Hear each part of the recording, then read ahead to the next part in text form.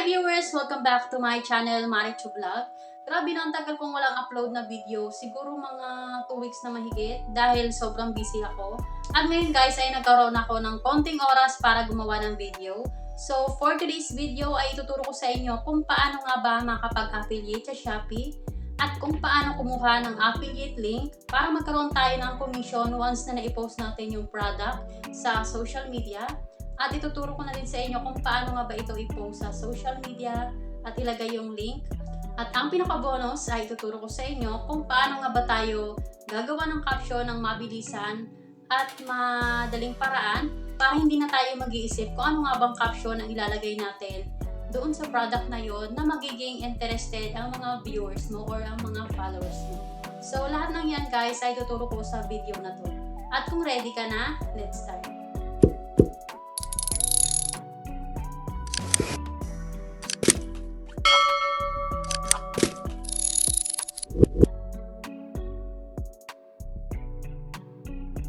Okay guys, so open nyo lang yung Shopee account nyo. Tapos, i-click mo yung menu na nasa baba. And then, i-click mo yung affiliate program. Dito sa account type, ay piliin mo yung individual. So dito guys, makikita mo yung Shopee, TikTok, Instagram, Facebook, YouTube, Twitter at iba pa. Dito guys, kailangan mo lang pumili ng isang platform kung saan gusto mong i-promote yung mga products na galing sa Shopee. At piliin mo dito guys kung anong platform ang tingin mong mas mabilis ma-approve sa pag-apply mo ng affiliate program. Dito guys ay pinili ko lang yung Facebook. Tapos click mo lang guys yung continue. And then i-click mo lang ulit yung continue. So dito guys makikita nyo yung Facebook account nyo. Tapos makikita nyo dito yung box na nasa gilid. I-click nyo lang yon and then i-click nyo yung next na nasa baba. So sa akin kasi guys hindi yung Facebook ko ang lumabas dyan, ibang Facebook page ko. Kaya naman binako lang siya ng isang beses and then maglo-loading siya. At ganito guys yung makikita nyo. So having trouble for validation. Ibig sabihin kailangan lang natin ilagay dyan yung link ng Facebook account natin. So punta muna tayo guys sa Facebook. Dito guys, i-click nyo lang yung tatlong guhit na nasa taas. At i-click mo guys yung profile mo. At dito guys sa gilid, i-click mo lang yung tatlong tuldok. At dito guys sa baba, makikita mo yung your profile link. So ibig sabihin yan yung link ng Facebook account mo. So i-click mo lang guys yung copy link para makopy at mailagay natin dun sa Shopee.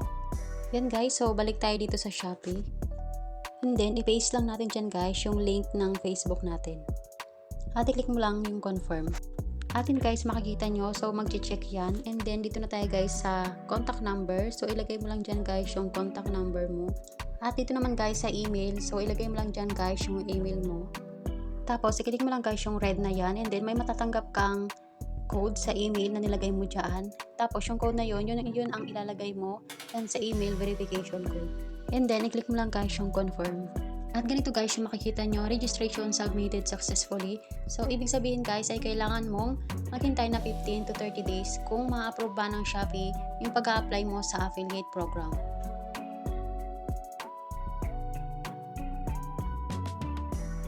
At kapag na-approve na kayo guys sa Shopee, ganito naman yung makikita nyo. So click nyo lang yung me. And then i-click mo lang yung affiliate program. So dito guys, ipili lang tayo ng product na gusto nating i-promote. So for example, yung shoe rack ang ipopromote natin. Click lang natin yan. At para makuha natin guys yung link, click lang natin yung share to earn. At dito guys, i-click mo lang yung download all image para ma-save sa gallery natin yung mga pictures na gusto natin i-promote. At kapag na-download na lahat ng image, ay click mo lang guys yung copy link na nasa baba. At di pa tayo tapos dahil kailangan pa natin i-convert yung link na yan para maging affiliate link para magkaroon tayo ng commission. So, back lang natin. Dito guys, i-click mo yung account. And then, i-click mo yung custom links. Dito sa Shopee links, ilagay mo guys yung link na kinapi-paste natin kanina doon sa product. At i-click mo yung convert. And then guys, i-click mo guys yung copy links na nasa baba. So, yan yung magsisilbing affiliate links natin kapag promote natin yung product na yun.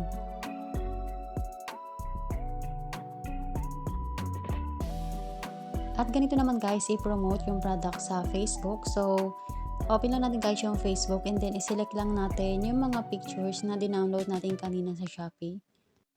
At para naman guys sa caption, meron akong ituturo sa inyo na mas madaling paraan para hindi na kayo mahirapan sa pag-iisip ng caption na pwede nyo ilagay dyan. So, nasa inyo pa rin guys kung gusto nyo yung sarili nyong version sa paggawa ng caption.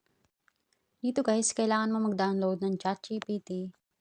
At kapag na-download nyo na guys yung ChatGPT, dito guys sa baba, maglagay lang kayo ng hello, pwede mo ba akong gawa ng caption para dito isa kong affiliate sa Shopee. Yung mas mapapansin sana ng mga followers ko, lagyan mo na din ng hashtag affiliate. And then guys, dito sa baba, ilagay nyo lang yung pangalan ng product na gusto nyong i-promote.